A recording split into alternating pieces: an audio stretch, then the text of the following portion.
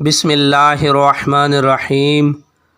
السلام علیکم ورحمۃ اللہ وبرکاتہ۔ معزز ناظرین و سامعین، آپ دیکھ رہے ہیں میرا یوٹیوب اسلامک چینل معاویہ لو اسلام، اور میں ہوں قاری وقار گوندل۔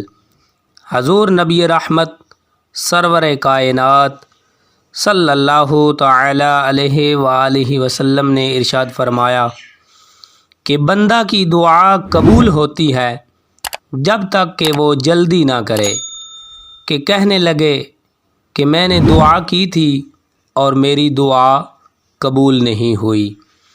تو بندہ مومن کو اس طرح نہیں ہونا چاہیے، بلکہ کامل یقین کے ساتھ، اعتماد کے ساتھ اللہ تعالیٰ کی ذات مبارکہ پر کامل بھروسہ کرتے ہوئے اللہ کی بارگاہ میں دعائیں مانگے، التجائیں کرتا رہے، اپنا دست سوال دراز کرتا رہے۔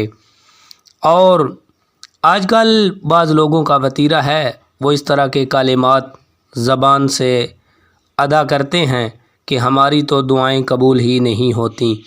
تو اس طرح نہ کیا جائے، یہ بندہ مومن کی شان نہیں ہے۔ اور حدیث پاک میں ایک ایسی گھڑی بتائی گئی ہے جو دعا کی قبولیت کا خاص وقت ہے۔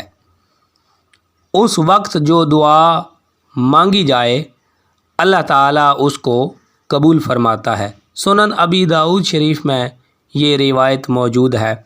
حضرت سیدنا انس رضی اللہ تعالی عنہ بیان کرتے ہیں کہ رسول اللہ صلی اللہ تعالی علیہ وآلہ وسلم نے ارشاد فرمایا، بلا شبہ اذان اور اقامت کے درمیان دعا رد نہیں کی جاتی، پس اس وقت جو ہے دعا جو ہے ضرور مانگی جائے۔ اذان اور اقامت کے درمیان کا وقت حد درجہ قیمتی ہے، اس کو ضائع نہ کیا کریں، بلکہ یہ قبولیت کا وقت ہے۔ اللہ تعالیٰ سے خوب دعائیں کریں اور پورے یقین سے کریں۔ رسول اللہ صلی اللہ علیہ وآلہ وسلم نے اس وقت میں دعا کرنے کا حکم دیا ہے، پورے شوق سے دعا کریں، اللہ تبارک و تعالیٰ آپ کی دعاؤں کو کبھی رد نہیں کریں گے۔ اس حدیث پاک کی روح سے دعا کی قبولیت کی خاص گھڑی آپ کو بتائی ہے، دعا کے قبول ہونے کا خاص وقت آپ کو بتایا ہے۔ اللہ تعالیٰ ہم سب کو عمل کی توفیق عطا فرمائے۔ ویڈیو کو لائک کریں، چینل کو سبسکرائب کریں۔ ملتے ہیں اگلی ویڈیو میں، تب تک کے لیے اجازت۔